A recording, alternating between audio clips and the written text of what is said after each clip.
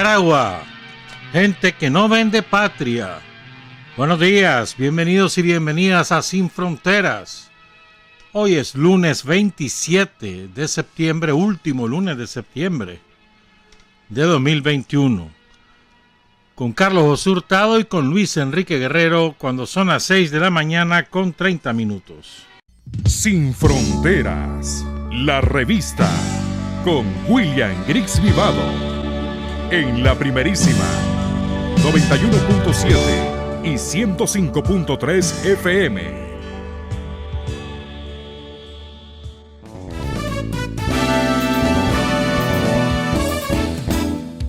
Sin fronteras para decir la verdad. Sin fronteras, trabajar, avanzar, combatir, vencer. Sin fronteras.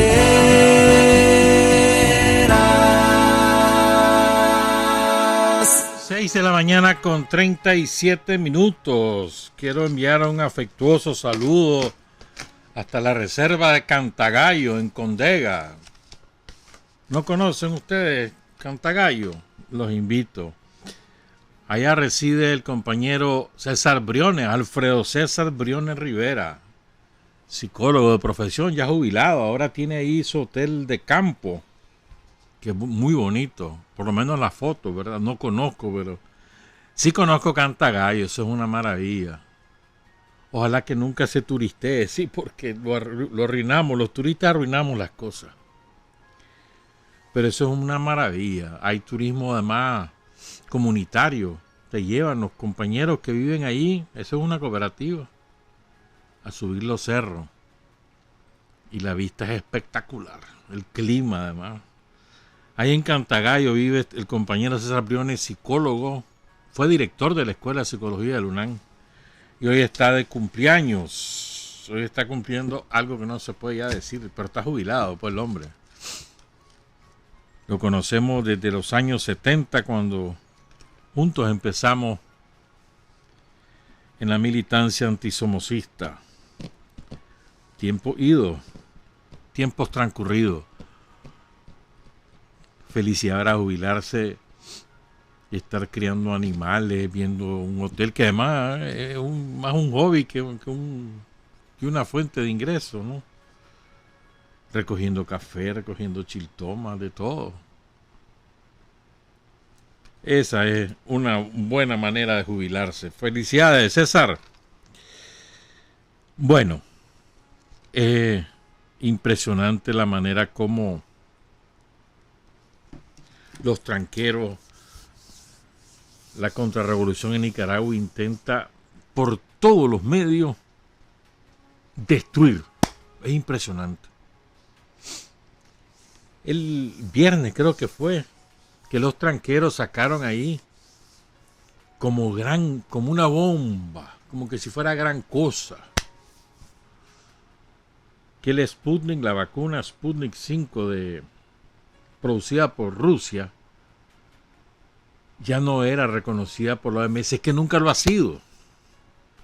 Tampoco está prohibida, que es lo más importante. Es que nunca, la OMS nunca validó a la Sputnik. ¿Y sabes por qué? Porque la OMS es un cártel de la farmacéutica. Si validaban el Sputnik, a lo cual se oponen con mucho fervor los europeos, eso significaba que podía entrar a cualquier país del mundo y se les quitaba el negocio a las corporaciones farmacéuticas, que son una verdadera mafia, un cártel mafioso. Sputnik es la más barata de todas las vacunas, $10. Y hay vacunas ahí que valen $30. Y ese es el gran negocio. Les cuesta producirla entre $2 y $3 y la venden a 30. Es más mercado cautivo. Entonces, es impresionante, ¿verdad? Todo para desprestigiar la campaña de vacunación que hay. Que ha sido un éxito total, además. Es verdaderamente absurdo, ¿no? O sea, vuelvo a decir, los tranqueros piensan que de esa manera ganan adeptos a sus causas, a la causa de la anexión de Nicaragua a Estados Unidos. Esa es la manera de ganar adeptos. Sembrar terror, destruir. Y lo peor del caso es que, primero, no tienen éxito. Y segundo, que lo que van ganándose, granjeándose a medida que pasa el tiempo es el desprecio de la gente. Porque no ven nada positivo, nada propositivo. Está como el candidato derrotado. Vos sabés que la fórmula del traidor, del escribano traidor, en 1996, fue un médico que ahí anda pronosticando apocalipsis en Nicaragua. Y entonces toda la rabia que tiene acumulada la saca ahora con todo tipo de pronósticos nefastos. El último que inventó es que los nicaragüenses vamos a producir una nueva variante del virus. Pobrecito, mano. Da pesar. Y al mismo tiempo da rabia ver un hombre tan amargado que trata de hacerle daño a sus semejantes, pues. Pobre diablo, ¿verdad? Pobre diablo. Y hace 25 años de esa derrota, 25 años. Y no la ha asimilado. Lo pulverizó el sandinismo.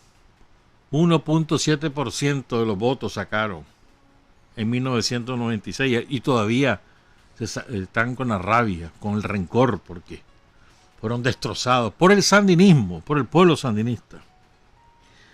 A propósito, hoy la vacunación sigue, ¿verdad? En el Manolo Morales, en el Berta Calderón, en el Lenín Fonseca y en el Policlínico Iraní, de lunes a jueves. El jueves se cambia, ¿verdad? El viernes se cambia. El viernes pasa al Centro Comunitario Elena Lau, aquí por Plaza España, al Francisco Buitrago y al Silvia Ferrufino, viernes y sábado. San Rafael del Sur es hoy y mañana. En Mazachapa, que es parte de San Rafael del Sur, es miércoles y jueves. ¿Y por qué hay 4 días ahí? Por la cantidad de obreros agrícolas que trabajan en el ingenio Montelimar. Incluso hay una jornada especial para ellos. Ahí hay mucho obrero agrícola que trabaja, que reside temporalmente en San Rafael o que son pobladores de San Rafael, pero es mucha gente. Y hoy también hay vacunación en el departamento de Río San Juan, en el Almendro, Morrito, San Miguelito, San Carlos, El Castillo y San Juan de Nicaragua. Fíjate vos hasta allá. ¿Te imaginas cuánto tiempo tardaron en llegar? Ese viaje en barco son 8 horas. Fácil. Desde San Carlos hasta San Juan de Nicaragua. Mañana en Nueva Guinea, el Coral, Muelle de los Bueyes y el Rama. El miércoles en Corn Island, Bluefield, Cucragil, Perlagún, la desembocadura del Río Grande, la Cruz del Río Grande y el Tortuguero. El jueves en Ciuna, Rosita, Bonanza y Mulucucú. Y el viernes es en Bilwi, Prinzapolca y Huaspán. También y finalmente el sábado, Matagalpa. Los 14 municipios de Matagalpa. Matagalpinos, alístense, van a hacer una escuela. Ahí vinieron otras más vacunas, era casi 200,000 vinieron. Fíjate que estaba leyendo, vamos a hablar de varias cosas hoy. Pero antes de eso, fíjate, estaba leyendo a una filósofa estadounidense cuyo nombre es Nancy Fraser, o Fraser, quién sabe cómo se pronuncia, Fraser creo yo. ¿Verdad? Y 2 cosas importantes que extraigo de una extensa entrevista que la publicamos ahí en el diario digital La Gente. Ella dice que el COVID, ¿verdad?, es resultado directo del capitalismo. Por 2 razones. Por el calentamiento global y por la deforestación tropical. Ambos procesos, dice la filósofa Nancy Fraser, estadounidense, Ambos procesos obligaron a numerosos organismos a salir de sus hábitats naturales y a entrar en otros nuevos, donde empezaron a interactuar con especies que nunca antes habían encontrado, incluidas algunas especies que están en contacto con los seres humanos. El resultado ha sido toda una serie de epidemias virales entre los humanos, no solo el COVID, sino también el SIDA, el ébola, el SARS y el MERS. Podemos estar seguros que vendrán más, gracias a la persistencia del cambio climático y la deforestación que son impulsados implacablemente por el capitalismo. Y oigan esta afirmación. De hecho, dice Nancy Fraser, el sistema capitalista está diseñado para destruir el planeta. Incentiva a las empresas a que se apropien de la riqueza biofísica de la forma más rápida y barata posible, al tiempo que las exime de la responsabilidad de reparar lo que dañan y reponer lo que consumen. Empeñadas en aumentar sus acciones y beneficios, las empresas capitalistas diezman, arrasan las selvas tropicales, bombardean la atmósfera con gases de efecto invernadero y desencadenan una cascada creciente de plagas letales. En resumen, es el capitalismo lo que nos ha generado la pandemia y nos traerá muchas otras a menos que lo detengamos. ¿Estamos claros? La única manera de evitar que sigan estas pandemias es frenar al capitalismo. Sin apellido el capitalismo, ¿verdad? Ni salvaje, ni neoliberal, no, el capitalismo. Un paréntesis antes de abordar una cosa de los migrantes. En Alemania hubo elecciones ayer, ¿verdad? Alemania es una república federal parlamentaria. O sea, tienen un presidente, pero es nominal, pues es decorativo. El poder real reside en el parlamento, que elige al primer ministro, que ellos llaman canciller. Durante 16 años ha sido Angela Merkel, se ha retirado de la política y eso ha causado la derrota estrepitosa de su partido, la peor derrota desde la Segunda Guerra Mundial. Pero primero les voy a leer los resultados rapidito y después les comento algo. Probablemente Olaf Scholz será el nuevo primer ministro de Alemania. Es el candidato del Partido Socialdemócrata. Pero ¿saben con cuánto ganó? Con el 25.7% de los votos. O sea, la cuarta parte de los alemanes que votaron, aparte, sin incluir la abstención, la cuarta parte de los alemanes que votaron han elegido al canciller, al primer ministro de Alemania. Y después nos hablan de democracia electoral y no sé cuántas babosadas más, ¿verdad? Subieron casi 5 puntos. Y pasaron de 153 a 206 diputados. Los conservadores de Angela Merkel bajaron de 32.9 a 24.1 y van a tener 196 diputados, 50 diputados menos. ¿Verdad? Los verdes, que alguna vez fueron progresistas, ahora son todo diluido, es eso. Es la tercera fuerza de Alemania, tienen 14.8% de los votos con 118 diputados, 6 puntos más que en el 17, cuando obtuvieron 94 diputados. Los liberales un 11.5%, la extrema derecha nazi, aunque los nazis están teóricamente prohibidos en Alemania, la verdad es que son tolerados. La prueba es que la extrema derecha sigue teniendo mucho espacio, pues. Aunque bajó poco más de 2 puntos, ha logrado 83 diputados. La extrema derecha, fascista, racista, xenófoba, aporófoba, lo que se les ocurra. Eso es una vergüenza de la raza humana, la extrema derecha. Y la izquierda se derrumbó. Pasó de 9.24% del 2017 a 4.9%, casi la mitad. Tenía 69 diputados y ahora tendrá solo 30 diputados menos.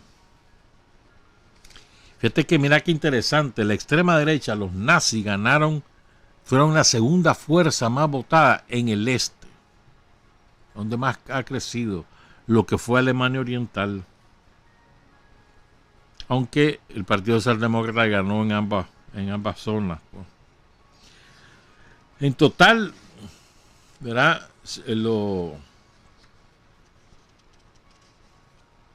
alemanes eligen 299 diputados por la vía directa, votan por determinado candidato a diputado, y otros 299 por las listas de diputados. A veces salen un poco más según una variación porcentual. Por ejemplo, este parlamento que va a terminar tenía 604 o 606 diputados, dependiendo de los márgenes. Pues. Pero ya ves, la potencia más importante de los europeos va a ser gobernada por alguien que solo lo eligieron la cuarta parte de sus ciudadanos, y después nos dicen que eso es democracia. Dale pues. Bueno, hablemos un poco de esto. Son las 6:52 porque han ocurrido dos eventos que laceran los sentimientos de cualquier ser humano decente de este mundo.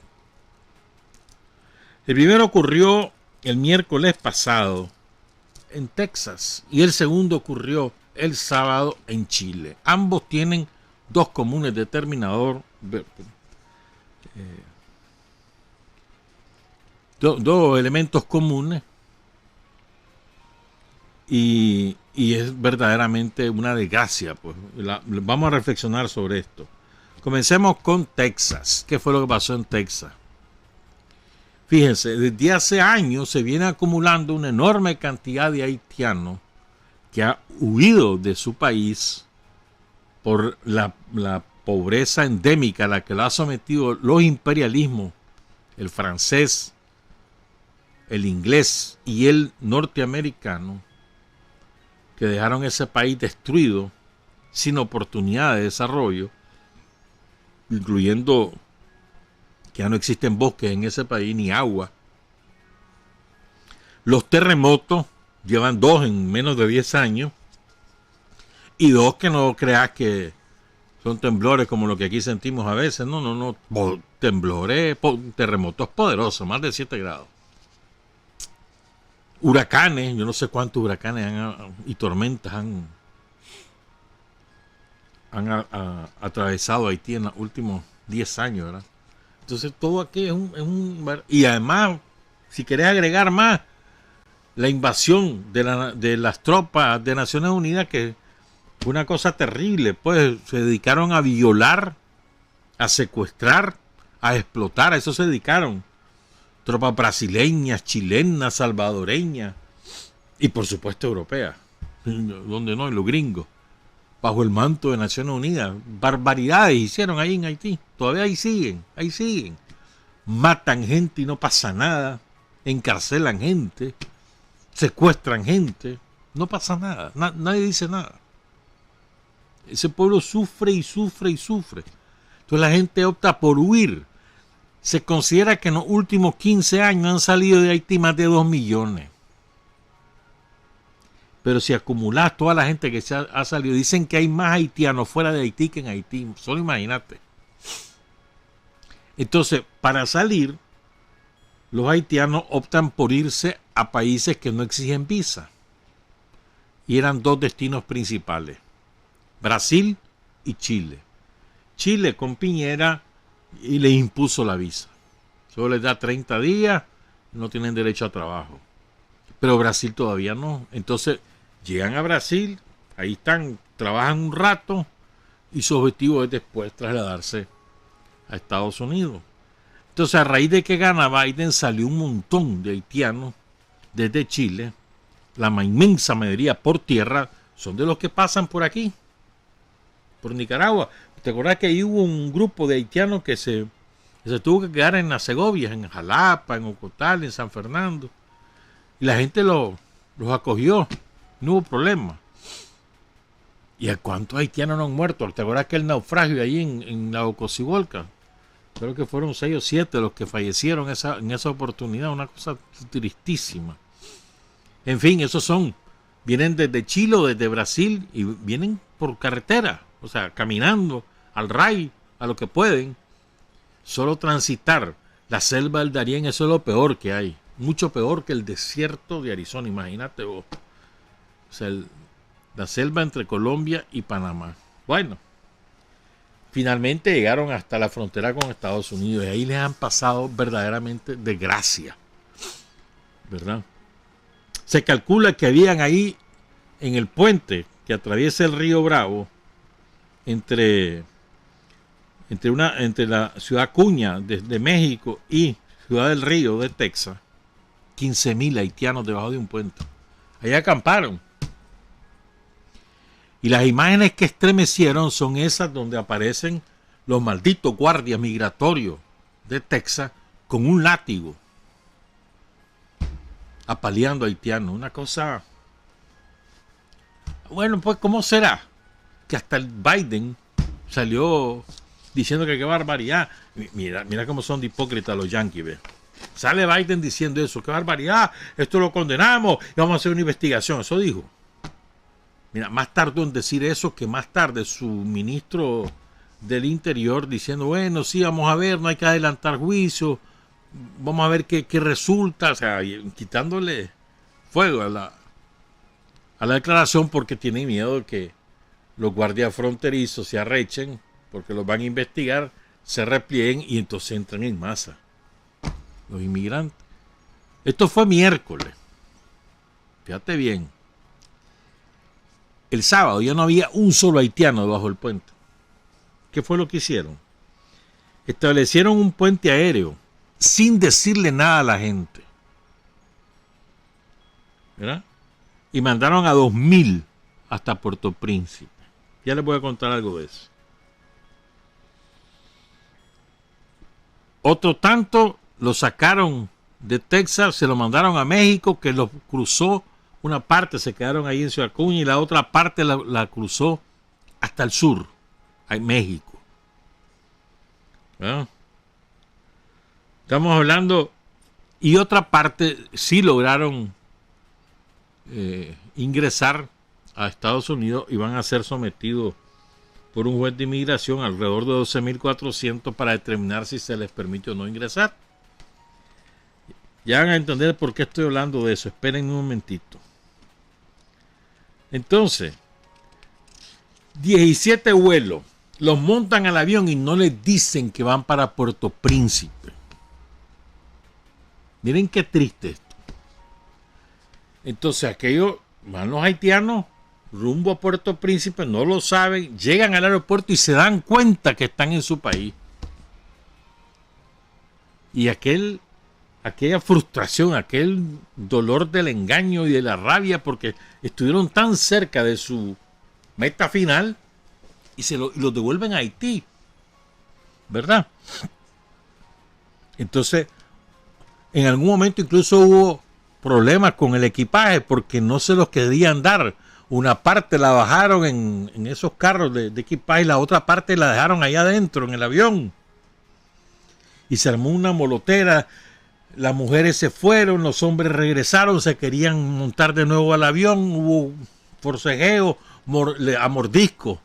Salieron lesionados un par de guardias que estaban además agresivos ahí. Es tristísimo, o sea, cómo los tratan, ¿no? Como basura. Ni siquiera el derecho a saber para dónde te llevan. Entonces la pobre gente frustrada, ¿no? Pero no creas que solo ellos. También los mexicanos. Los mexicanos están malditos con los haitianos, malditos. ¿Verdad? Entonces los ponen en unos campamentos malvivientes, precarios, ¿verdad? Y ni siquiera nos dijeron lo que estaban haciendo, dijo llorando Sonia Piar. Dijeron nuestros nombres y dijeron que nos llevarían a otro lugar. No sabíamos que íbamos a regresar a Haití. Nadie nos dijo que íbamos a regresar a Haití. Necesitamos volver a Chile, dice, pero ahora no nos queda dinero ni hogar. ¿Qué será de mis hijos? Y es que llegan, ¿verdad? Vendieron todo para irse. Y llega la familia. ¿Y qué llegan a hacer a Haití? Es una cosa tristísima. En Chile, imagínate que en Chile hay... Es la primera comunidad de extranjeros que reside en Chile. El 12,5%. No, la segunda, perdón. A ver, la tercera, el 12,5%. He ido reduciéndose porque, por lo que te conté, que se fueron un montón. La segunda es la peruana, 16,3%. Y la primera es la venezolana, 31% de los extranjeros residentes en Chile son venezolanos. Ahora vamos a contar qué pasó en Chile. ¿Ah? Fíjense, bueno, una de las influencias por las cuales los haitianos van a Chile es porque como habían militares chilenos allí en las naciones, de las tropas de Naciones Unidas, entonces hacían amistades, contactos y demás, entonces eso los alentaba. Lo mismo pasaba con los brasileños. Pero bueno, oigan esto. El viernes, en una ciudad que se llama Iquique, que es la ciudad más grande que hay entre la frontera del Perú, al ingresar desde Perú a Chile, la ciudad más grande es Iquique. Y ahora queda más o menos a 320 kilómetros de la frontera, más o menos. Y ahora, en esta ciudad, que más o menos de unos 220 o 150 mil habitantes,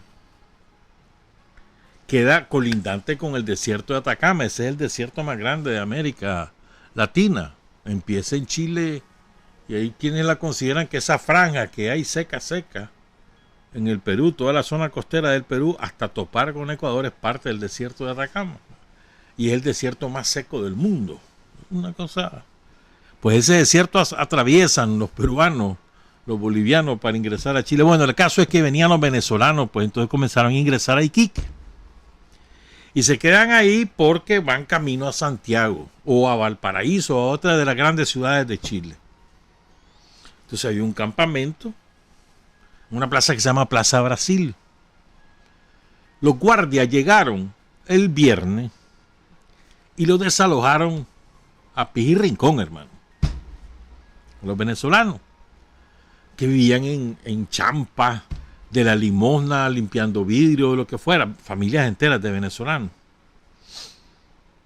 Eso alentó a una manifestación al día siguiente, sábado, de un montón, como 5,000, entre 3 y 5,000, depende de la fuente, encontrar una cifra, ¿verdad? Y estos chilenos agarraron las cosas de la gente, de los venezolanos, y las quemaron. Hicieron una fogata, incluyendo pañales, juguetes, ropa, lo que se te ocurra, sus papeles. Una cosa tristísima. Y los venezolanos impotentes, ¿qué van a hacer? Si nadie los defiende. El día anterior fueron las autoridades y al día siguiente los propios ciudadanos. ¿Cuál es el argumento de los chilenos? Que ensucian la ciudad, que hacen sus necesidades al aire libre, que son ladrones. Y no es cierto, porque no hay ni uno de ellos está preso por ladrón. Esas son las excusas. El viernes, oigan lo que dice una venezolana: los policías nos sacaron y no nos dieron chance de sacar nada. Todo se lo llevaron y lo quemaron. Perdimos los documentos, que es lo más importante. Lo que nos hicieron, eso no se le hace a un ser humano, porque todos somos seres humanos. Todos somos hijos de Dios. Tienen que agarrar a la gente que está haciendo lo malo, no los que estamos trabajando. Nos quemaron todas las pertenencias. Éramos como 30 venezolanos que estábamos esperando el pasaje para irnos más adelante. Fíjate bien. Ya, su objetivo no era quedarse ahí, era irse a buscar trabajo en otra ciudad. Entonces ahora todo el mundo sale condenando. Condenaron lo del sábado, pero no lo del viernes. Condenaron lo del sábado porque es la propia gente, pero el antecedente son las propias autoridades. Y fíjense lo peor. Les voy a presentar a los que están viendo el video en diferido o en directo a este peruano. Este peruano se llama Jorge Luis Velázquez Galvez. Él es un peruano emigrante que reside allí en Iquique. Pues él convocando a quemar las cosas de los venezolanos, el propio inmigrante, miren qué triste que es esto. Él que es un inmigrante. Entonces, ¿qué es lo que ocurre? ¿Cuál es el común denominador de esto? De lo ocurrido en Texas, de lo ocurrido en Chile. Uno podría ser el racismo, sí, puede ser. Pero yo creo que el principal común denominador es el odio a los pobres. A los haitianos los odian y los sacan por pobres. No por negro ni por inmigrante, creo yo, sino por pobre. Si ellos fueran gente con dinero que llega a abrir una empresa o lo que sea, o si fuera gente de saco y corbata, te aseguro que no les pasa nada. Es el odio a los pobres, que el odio a los pobres lo produce el propio sistema, y a veces los propios pobres de un país odian a los pobres de otro país. Porque así es la perversión del sistema capitalista. Nos ha pervertido a tal punto que los pobres terminan odiando a otros pobres. Por ser pobres. No por ser negros o indios o blancos. Por ser pobres. Es lo que pasa en Estados Unidos con blancos pobres. Los odian. Los ven ahí en una casa de campaña o una casa rodante, lo que sea. O debajo de un puente, y los odian. Les tienen miedo y los odian. Blancos que odian a blancos. Por eso digo que no es racista, sino que el factor primordial, en mi opinión, es que lo odian por ser pobres. Los gringos dicen son fracasados, porque para ellos el tener éxito es que tengas casa, que tus hijos vayan a la universidad, aunque la termines de pagar cuando tengas 60 años, que tengan un seguro médico, que estés endeudado hasta el copete. Eso es ser exitoso. Y el que no lo logra es un fracasado. Entonces hay como 50 millones de fracasados que pululan en los basureros, en los puentes y en las bancas de los parques, porque perdieron sus casas, porque perdieron sus empleos, porque no pudieron estudiar. Mueren antes de los 50 años generalmente porque no tienen cómo pagar atención médica. Todo es privado. Y lo odian por ser pobre. O sea, eso se llama aporofobia. Es un término que inventó, que acuñó una filósofa llamada española, Adela Cortina. Y procede de dos vocablos griegos. Aporos, el pobre, el desvalido, eso significa aporos. Y fobeo, que significa temer, prevenirse, odiar, rechazar. Según la Real Academia Española, aporofobia significa repugnancia o temor obsesivo a la pobreza y a toda aquella persona que es pobre. Esa es la definición oficial. Y ella lo define como odio al indigente, aversión hacia los desfavorecidos. No rechazamos a los extranjeros si son turistas, cantantes o deportistas de fama. Los rechazamos si son pobres. Y esto es verídico. Verídico. Pueden venir aquí no tenemos ese problema tan enraizados. Yo creo que hay otra manera de expresión, pero espérenme. Pero yo te aseguro que ahí en Chile llegan negritos, haitianos, buenos cantantes, buenos músicos de reggae o de lo que sea, de cualquier ritmo caribeño. Y te aseguro que hasta Viña del Mar los invitan. Pero como estos son pobres, lo odian. Lo mismo pasa en Estados Unidos, en México. En México nos odian a nosotros los centroamericanos, nos odian. Ustedes van ahí a donde los chilangos, al distrito, a lo que era el Distrito Federal, la Ciudad de México, pues, que ahora es Estado. Y ahí odian a los centroamericanos, sean guatemaltecos, salvadoreños, hondureños, nicaragüenses, o incluso a los ticos. nos odian, nos consideran pobres, los parientes pobres. A los chapanecos lo odian, a los oaxaqueños lo odian por pobre, por indio, pobre. En México, que no me hagan con cuento, que me consta lo que estoy hablando. ¿Ya? Es decir, esta es una desgracia que produce el propio sistema capitalista. Y aquí lo tenemos en una expresión política. La rancia oligarquía vendepatria, patricida, odia al pobre en Nicaragua. Y ellos han producido esa pobreza.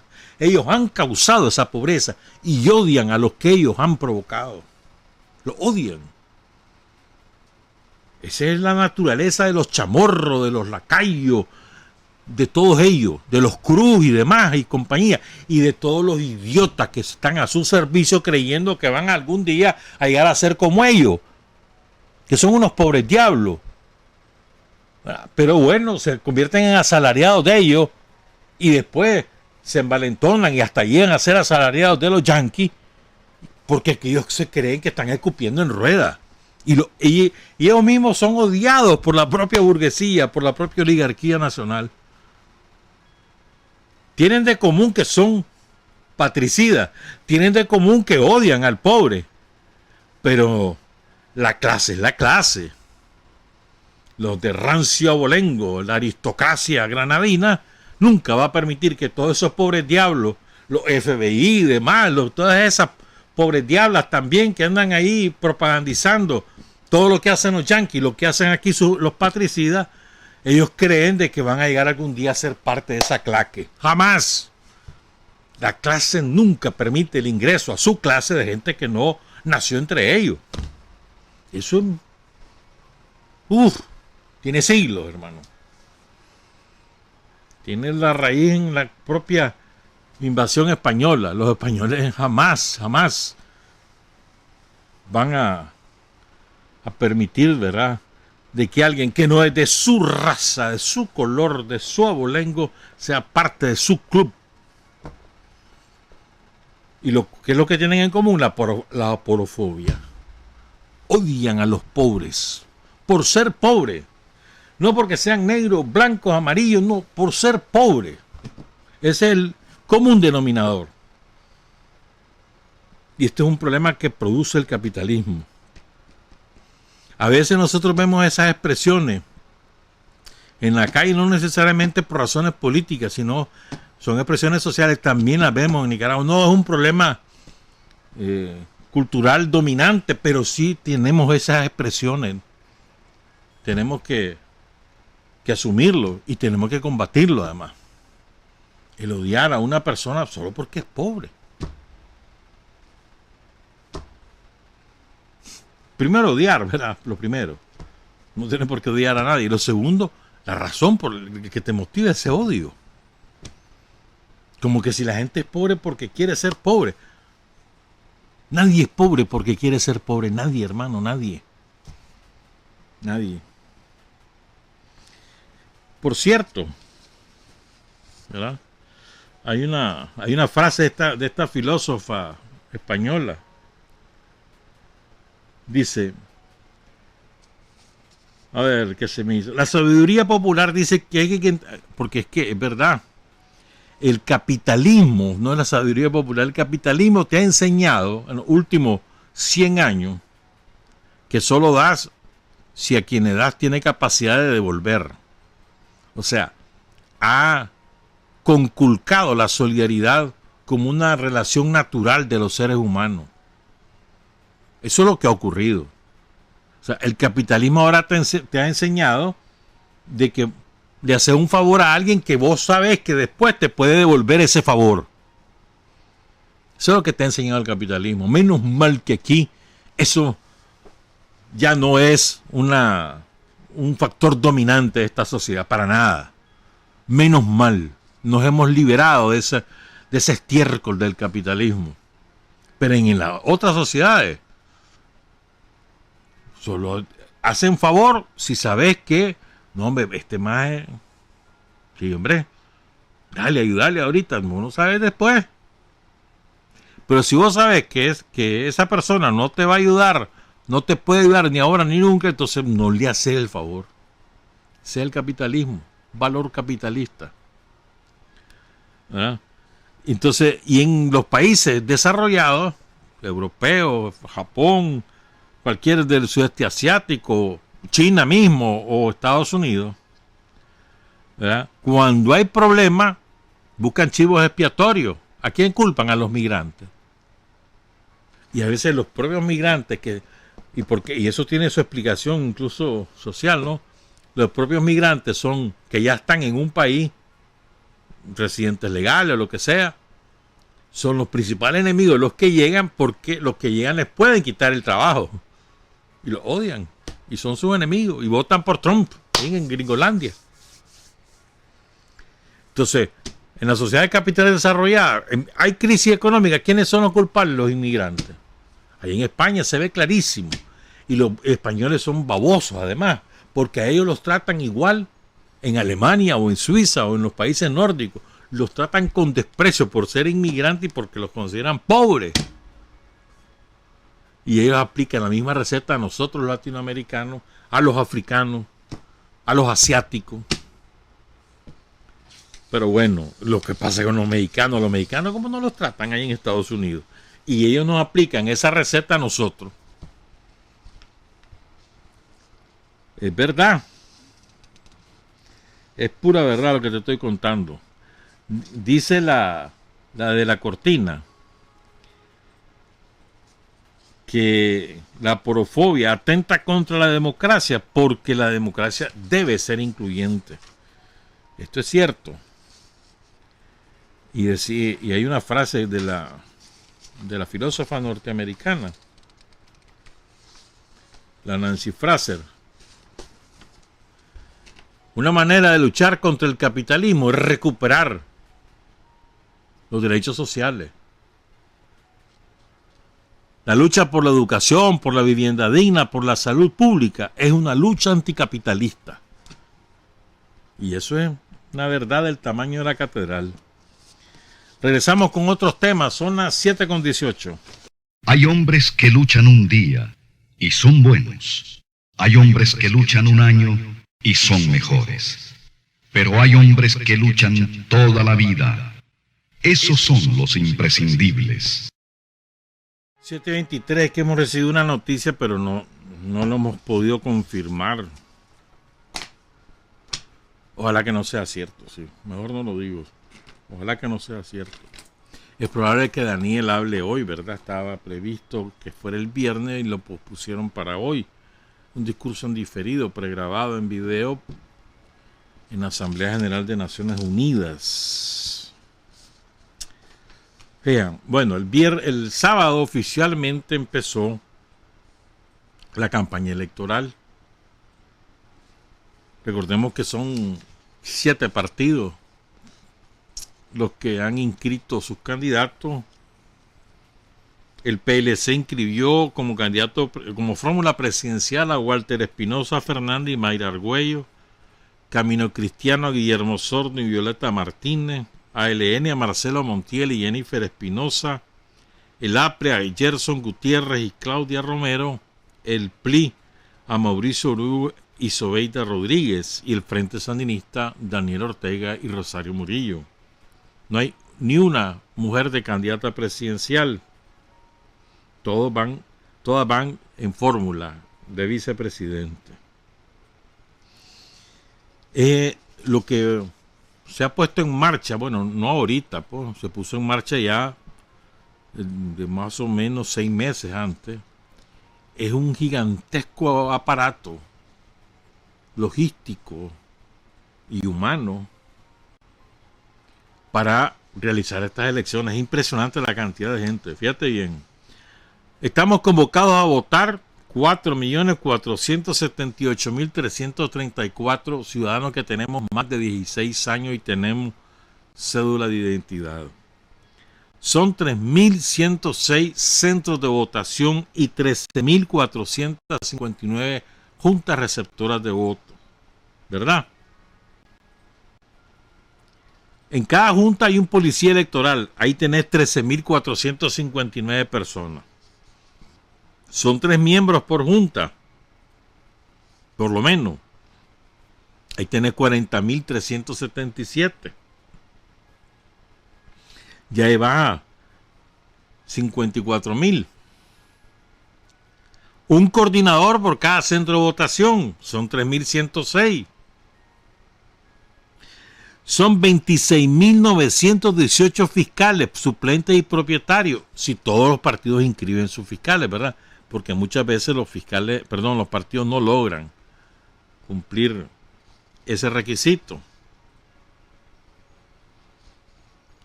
En total, si todos lograran inscribir todos sus fiscales en las 13.459 juntas, serían 186.426 personas solo como fiscales. Está hablando ya de 250 y pico mil de personas. No, 245.000. Aparte están los consejos electorales municipales, los consejos electorales departamentales, el Consejo Electoral Nacional, con todos sus aparatos respectivos, ¿no? Sus empleados y demás. O sea, es un chimbazal de gente el que trabaja en un proceso electoral, ¿verdad?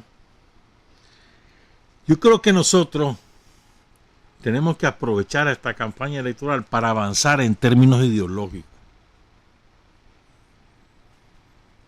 O sea, no solamente en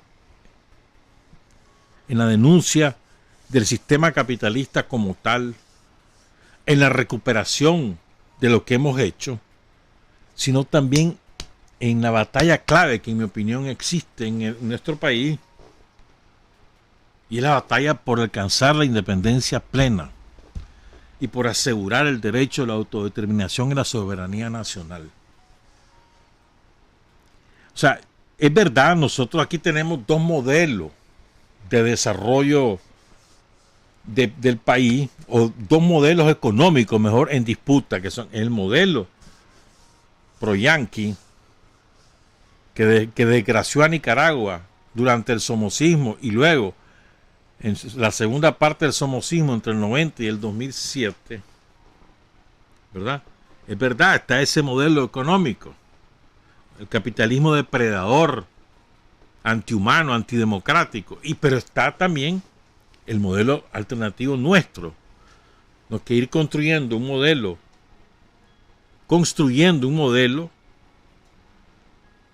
que haga desaparecer en términos históricos las relaciones injustas entre los seres humanos en términos históricos, y mientras tanto construir nuevas relaciones y desarrollar el país. Es verdad, están esos dos modelos. Un modelo que recupera la propiedad cooperativa, la propiedad comunitaria, la propiedad de la pequeña propiedad, y que lo fortalece esta manera de ejercer la propiedad, lo desarrolla, le ofrece condiciones para progresar, y un modelo que favorece a la gran propiedad a costilla del resto de la sociedad. Un modelo que favorece la concentración de la riqueza en pocas manos, un modelo que favorece la hipoteca del país a intereses extranjeros. Es verdad, esto está de por medio. En esta campaña electoral esto es así, en estas elecciones. Pero creo que lo más importante en este momento, en esta coyuntura, es que nosotros tenemos un modelo de patria, de construir la patria, y hay un modelo de los yanquis que es construir la colonia, la nueva colonia de los yanquis. A mí me parece que esto es vital. La única manera que tenemos los nicaragüenses de verdaderamente progresar es si somos independientes, es si somos soberanos, es si tenemos autodeterminación. Es la única manera, y ya lo hemos probado. En esos 17 años del somocismo, entre el 90 y el 2007, el nicaragüense sufrió el modelo depredador pro-yanqui que nos anexaba las políticas yanqui en todo el sentido de la palabra, en política exterior, en política interior, en política económica, en lo que quisiera. Nos anexó a la lógica yanqui, a la lógica del imperialismo. Y el resultado fue la hecatombe social. Y a ustedes les consta.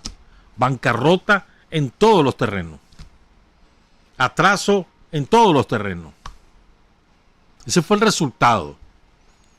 Porque no había la lógica de construir patria, es decir, construir un país para todos. No había esa lógica, había una lógica de construir un país para unos cuantos que además estaban subordinados a intereses extranjeros.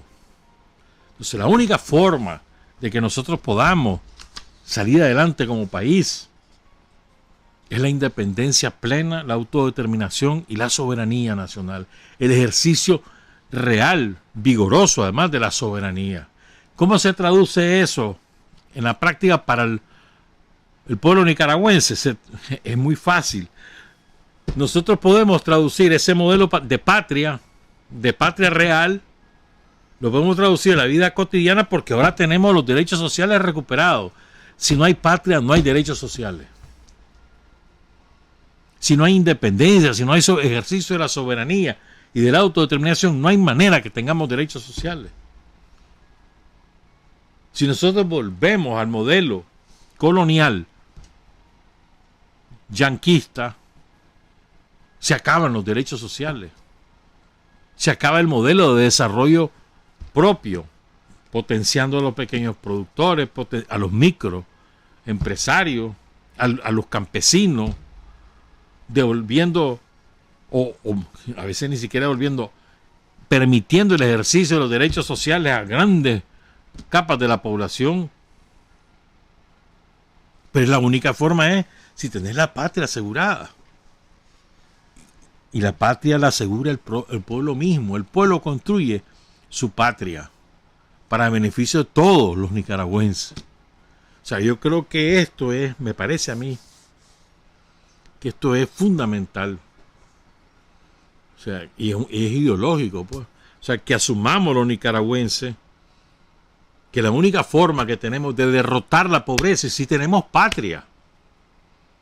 Y la única forma que tengamos patria es si tenemos al pueblo en el gobierno. Y la única forma de tener al pueblo en el gobierno es a través de su instrumento político que se llama Frente Sandinista de Liberación Nacional.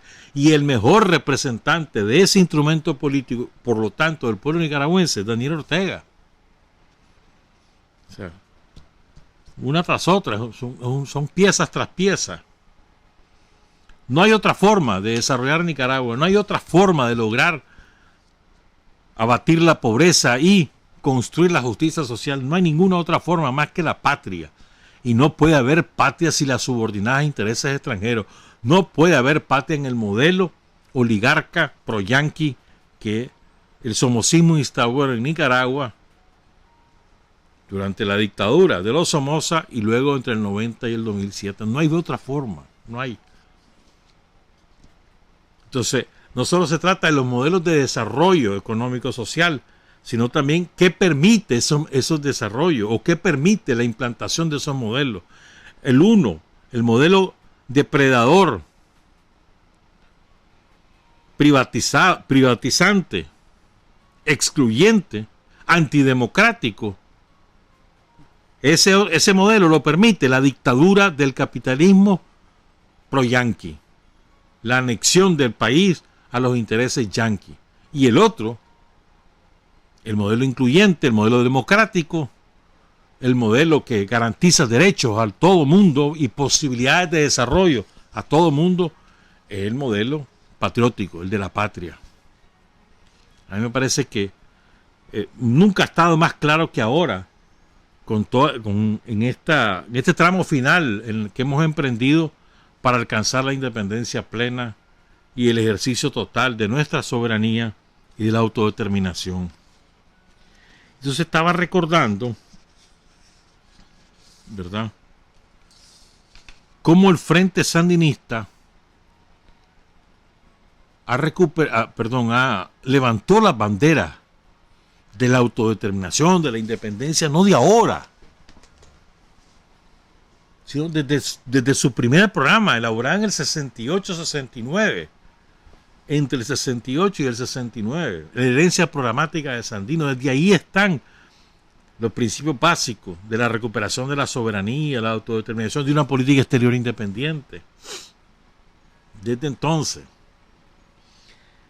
son los puntos 9, 10 y 11 de la herencia programática de Sandino. Piense bien lo que dice ese programa. O sea, que no es novedad. Hemos ejecutado esa herencia programática de Sandino, hemos llevado a la práctica real, concreta, incluso tangible, ¿verdad? Esos principios básicos de la herencia programática de Sandino, el programa histórico del Frente Sandinista, elaborado por la Dirección Nacional Histórica, donde estaba Julio Buitrago, Daniel, Carlos Fonseca, Germán Pomares, Doris Tijerino, la dirección histórica. Entonces dice el punto 9, la Revolución Popular Sandinista liquidará la política exterior de sumisión al imperio yanqui y establecerá una política exterior patriótica de absoluta independencia nacional y por una auténtica paz universal. Decime si no es eso lo que hace el Frente Sandinista en estos 16, 14 años de ejercicio del poder. Oigan esta. Punto 2. Pondrá fin a la intromisión yanqui en los problemas internos de Nicaragua y practicará ante los demás países una política de respeto mutuo y de colaboración fraternal entre los pueblos. Sigo. Tercero, expulsará a la misión militar yanqui, a los llamados cuerpos de paz, espías disfrazados de técnicos, elementos militares y políticos semejantes que constituyen una descarada intervención en el país. Cuarto, aceptará la ayuda económica y técnica de cualquier país, siempre y cuando no implique compromisos políticos. 5. Promoverá, junto con los demás pueblos del mundo, una campaña en favor de una auténtica paz universal. Y 7, 3 y 6, desconocerá todo tratado suscrito con cualquier potencia extranjera que lesione la soberanía nacional. Me voy a detener aquí, porque ahorita está en la agenda mundial, ¿verdad? ¿Qué va a pasar? ¿Cómo vamos a preservar la paz mundial? O sea, ¿qué va a ocurrir entre los distintos bloques de potencia que han ido emergiendo como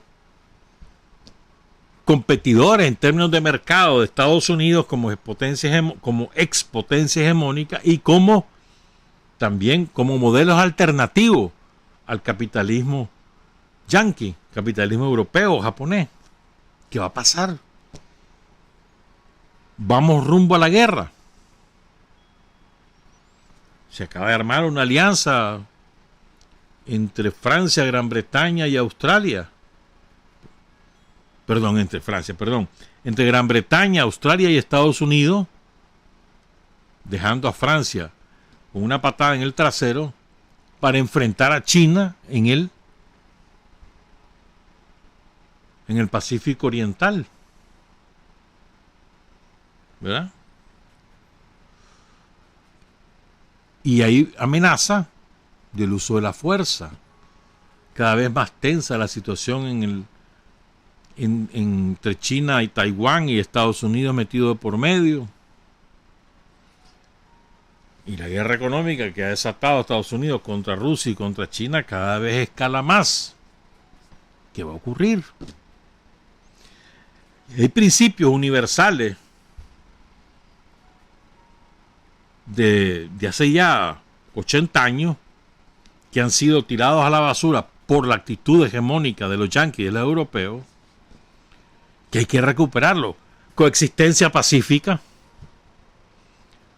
solución pacífica de los conflictos, colaboración mutua de acuerdo a lo de mutuo provecho, colaboración de mutuo provecho entre los países y entre los pueblos. Son principios básicos que han estado desechados por las potencias dominantes en los últimos 30 años y que hoy vuelven a emerger con fuerza. ¿De qué manera podemos aspirar a mantener la paz mundial si no es con la coexistencia pacífica entre modelos diferentes? El modelo económico desarrollado por China, o el modelo económico desarrollado por Rusia, o el modelo económico desarrollado por Cuba, o el modelo económico desarrollado por Vietnam, o por Corea Democrática, o por Nicaragua, o por Venezuela, o por cualquier otro país del mundo, que coexisten con cualquier otro modelo. Y la única manera de coexistir es respetarnos. Que los unos respetemos a los otros. Y que nadie quiera imponer la manera la manera de organizar una sociedad de acuerdo a sus conceptos en todo el mundo. Lo que llama Rusia o lo que llama Estados Unidos las reglas.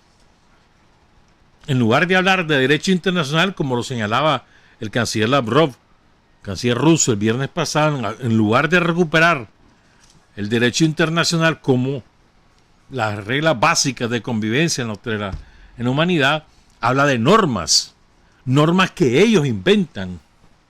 Y entonces los yanquis crean clubes exclusivos de su gente, al cual podés aspirar a ingresar si te sometes a sus dictados. Y anexan a los europeos ahí, los acarrean, porque esos no tienen personalidad propia. ¿Me entendés?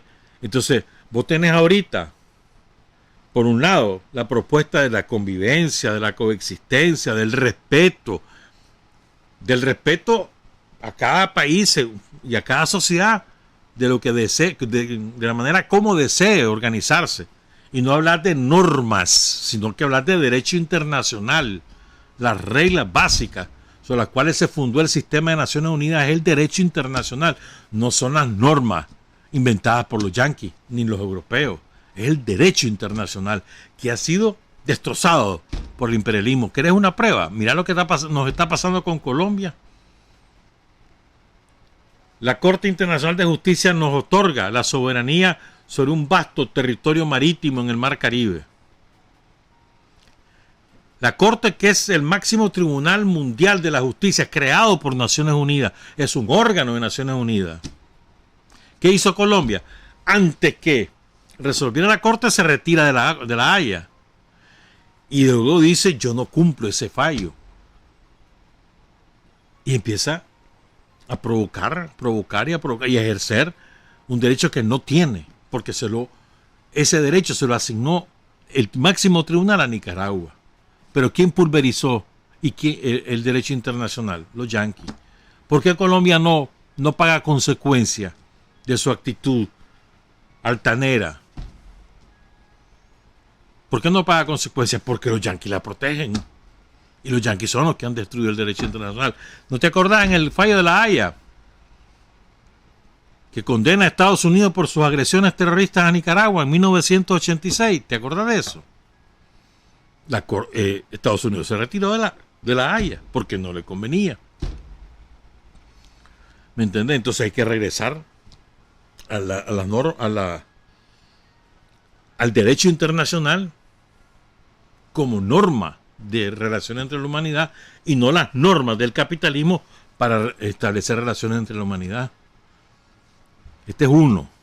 Y ese derecho internacional parte, su piedra angular es el respeto. Yo te respeto. Respeto tu soberanía, respeto tu derecho a decidir cómo te organizás, respeto tu independencia, te respeto. La norma es el principio básico, es la piedra angular. Después viene, si querés convivir conmigo, bueno, vos de esta manera y yo de esta manera. Eso no significa que no tengamos relaciones, porque vos sos así, vos sos asá, pero hay cosas que podemos ayudarnos. A mí me conviene y a vos te conviene, pues ayudémonos. Pero no nos metamos el uno con el otro. Vos haces lo que querés en tu país, yo hago lo que quiero en el mío, pero los dos podemos ayudarnos en este tema y nos ayudamos, porque nos conviene a los dos. O sea, parece lógico, ¿no? Pues no, ya no es lógico. El imperialismo se ha encargado de destruir esa lógica. Todo es sometimiento. Entonces hay que reconstruir el sistema internacional y en esa lucha estamos. Y nosotros como nicaragüenses somos parte de esa lucha. En la medida que nosotros consolidamos nuestra independencia, nuestra autodeterminación y el ejercicio de nuestra soberanía, en esa misma medida contribuimos a la reconstrucción de ese sistema de relaciones internacionales. Mira qué interesante, ¿eh? Otra arista de esa herencia programática de Sandino es lo que se refiere a Centroamérica. Aquí me voy a detener porque la semana pasada el empleado de Biden para el Departamento de Estado, Blinken, ahí le dio la orden a López Obrador y a los presidentes de Centroamérica de que busquen cómo aislar a Nicaragua. ¿Verdad? Piense cómo esto no va a ser posible. En primer lugar, las relaciones económicas entre nosotros, entre los centroamericanos, son sumamente poderosas. El comercio entre nosotros es muy, muy fuerte. Nos hace depender el uno del otro. Unos porque nos venden, otros porque nos compran. El sistema de transporte centroamericano. O sea, el transporte de mercancía, el transporte de seres humanos. O sea, eso no es cajeta, eso no es sumamente complicado. En primer lugar, o sea, desde el punto de vista económico, de desarrollo económico de la sociedad centroamericana, es muy poco probable que algún gobierno de Centroamérica, excepto los ticos por otras razones, pero ya ves, dicen hablan mucho, pero en la economía son otra cosa. Pero bueno, es muy poco probable que se aventuren en ese empeño yanqui. Muy poco probable. Además tienen unos clavos que no es jugando cada uno de esos países. Guatemala intervenida, Honduras que es prácticamente un narcoestado, Bukele enfrentado con todo el mundo. Van a estar acarreando un problema de Nicaragua, no lo van a acarrear. Pero además se llevan bien con Nicaragua porque hay relaciones de respeto mutuo. Nicaragua los respeta, nunca se mete con ellos. Las relaciones económicas son, si no óptimas, son muy buenas. Entonces no hay razones que inspiren a ninguno de esos gobiernos a sumarse a una guerra contra Nicaragua, una guerra económica o lo que sea contra Nicaragua. No hay razones, ni siquiera ideológicas, ¿verdad? Y entonces tendrán ellos, los gringos, que buscar otra manera, porque ¿qué presiones pueden ejercer a los centroamericanos más de las que han hecho? Aquí los únicos son los mexicanos que han servido de tontos útiles y de pieza de ajedrez de los yanquis. Muy antiimperialistas ellos en el discurso, y en la práctica se suman a los yanquis en la política migratoria y en las relaciones exteriores. Esa es la verdad. ¿Me entendés? Entonces, para el Frente Sandinista, no de ahora, desde siempre, ¿verdad?, es un objetivo lograr la unificación de Centroamérica. La unidad centroamericana nunca debió haber sido rota, fue rota por los intereses, otra vez, de los aristócratas y de la jerarquía católica. Por eso fue rota la unidad centroamericana, que se sumaron hasta destruir, hasta derrotar y fusilar a Morazán, por ejemplo.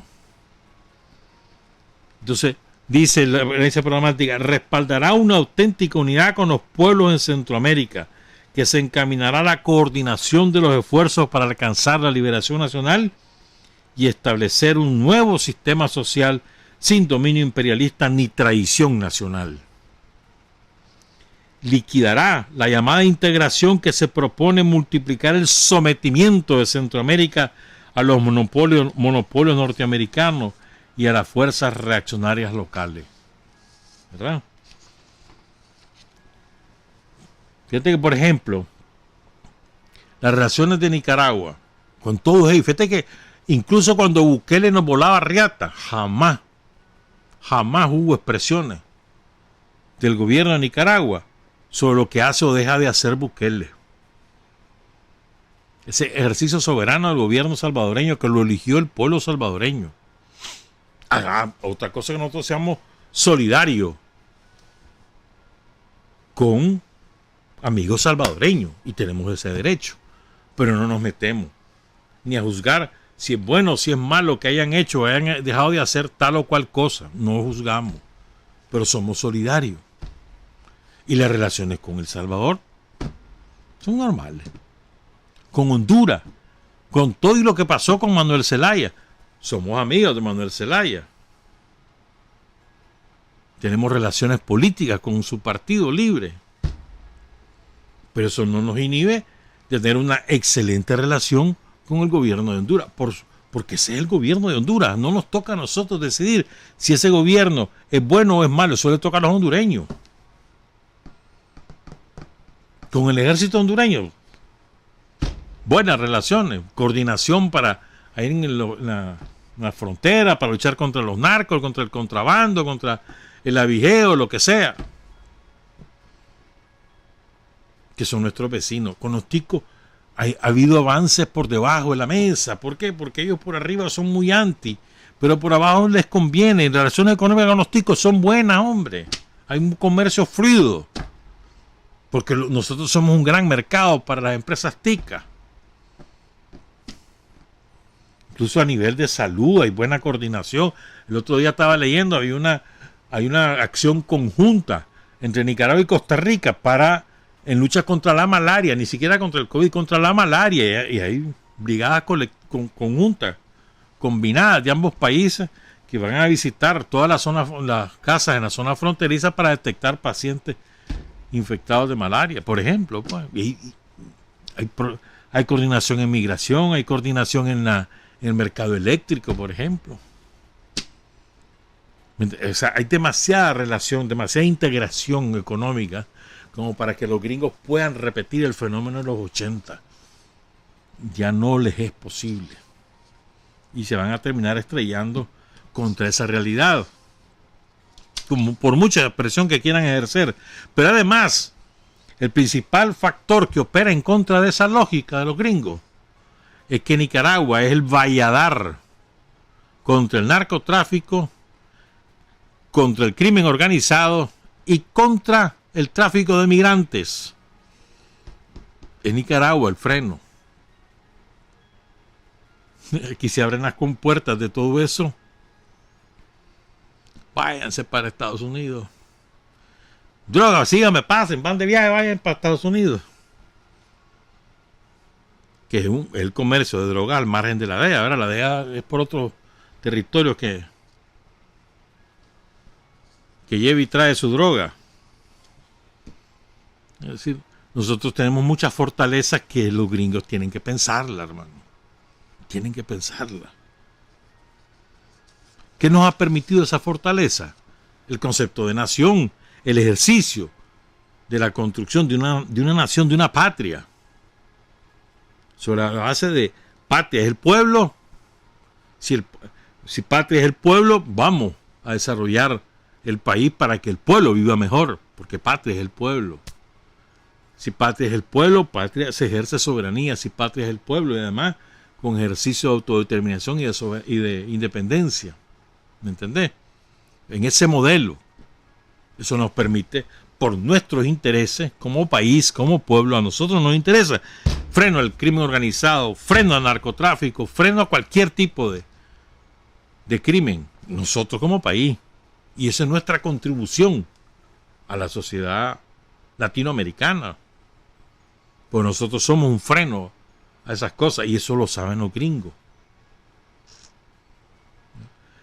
¿Cuáles son los principales instrumentos para frenar esa plaga? Ejército, policía, sistema judicial, migración, todo el aparato de aduana. ¿Me entendés? ¿Por qué? Porque ejercemos soberanía, porque tenemos autodeterminación, porque nosotros definimos nuestros intereses y eso nos permite contribuir de esa manera a la lucha de la humanidad. ¿Verdad? Dice, para cerrar este tema, el punto 11 de la herencia programática dice solidaridad entre los pueblos. La revolución popular sandinista pondrá fin al empleo del territorio nacional como base de agresión yanqui contra otros pueblos hermanos y pondrá en práctica una solidaridad militante con los hermanos pueblos combatientes para su liberación. No es de ahora que somos así solidarios, es parte de nuestros principios. Apoyará activamente la lucha de los pueblos de Asia, África y América Latina contra el nuevo y el viejo colonialismo y contra el enemigo común, el imperialismo yanqui. Apoyará la lucha del pueblo negro y de todo el pueblo de los Estados Unidos por una auténtica democracia y la igualdad de derechos. Y apoyará la lucha de todos los pueblos contra la instalación de bases militares yanquis en países extranjeros. Herencia programática de Sandino. Entonces, recuperando el concepto inicial de esta parte que le conversábamos, o sea, no solo se trata de dos modelos de desarrollo, uno que es para acumular riqueza de las minorías y el otro que es para propiciar el desarrollo, el progreso de todo el mundo. No solo son esos dos modelos económicos, sino lo que propicia uno y el otro. Lo que propicia el modelo de acumulación minoritaria de la riqueza y por lo tanto el empobrecimiento de la mayoría de la sociedad, lo que propicia eso es que el país se subordina a las políticas yanquis, se suma a las políticas yanquis, se convierte en una colonia yanqui, en un anexo de los yanquis. Y al revés, lo que propicia un modelo de desarrollo que nos permite a todos progresar, que nos permite abatir la pobreza y tener relaciones en pie de igualdad con cualquiera, es el modelo de la patria. El modelo de la patria, el modelo de la colonia, el modelo de la patria, el modelo de la anexión.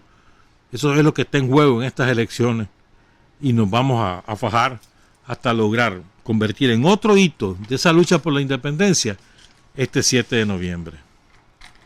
Trabajar, avanzar, combatir, vencer, patria y libertad. Revolución es sentido del momento histórico. Es cambiar todo lo que debe ser cambiado. Es igualdad y libertad plenas. Es ser tratado y tratar a los demás como seres humanos. Es emanciparnos por nosotros mismos y con nuestros propios esfuerzos. Es desafiar poderosas fuerzas dominantes dentro y fuera del ámbito social y nacional. Es defender valores en los que se cree al precio de cualquier sacrificio. Es modestia, desinterés, altruismo, solidaridad y heroísmo. Es no mentir jamás ni violar principios éticos. Es convicción profunda de que no existe fuerza en el mundo capaz de aplastar la fuerza de la verdad y las ideas. Revolución es unidad, es independencia, es luchar por nuestro sueño de justicia para Cuba y para el mundo, que es la base de nuestro patriotismo, nuestro socialismo y nuestro internacionalismo.